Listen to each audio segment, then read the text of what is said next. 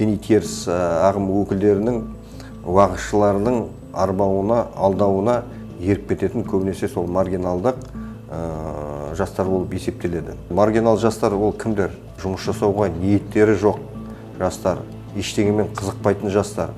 Қазір сондай заман болып кетті, газет, журнал, кітап оқымайтын заман, бәрі сол осы жұмыс болмаса да, бірақ қолында бір айфоннан алып алған, қымбат зерттеп, зерделеп көрдік. Сонда 80%-дан 90%-ға шейін көбі, жастардың көбі осы мына әлеуметтік желі арқылы деструктивный ағымдарға кетіп қалған. Маргиналдық жастар қайдан пайда болады? Әрине, енді келесі мәселені аударып қарасақ, ол біздің мына жанұямызда алып атқан тәрбиеміз.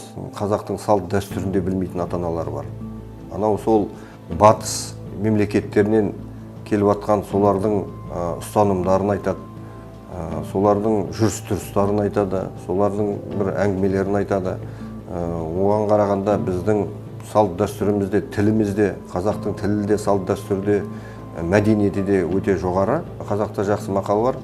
Ел болғың келсең, бесігіңді түзе дегендей, мынау сол бесіктен бастап тәрбиені беру керек.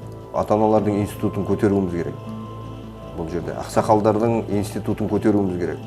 Жастарды салт дәстүр бағытында тәрбиелеу өте маңызды болып тұр қазір. Тәрбиелемей қоғамға шығару өте қауіпті болды.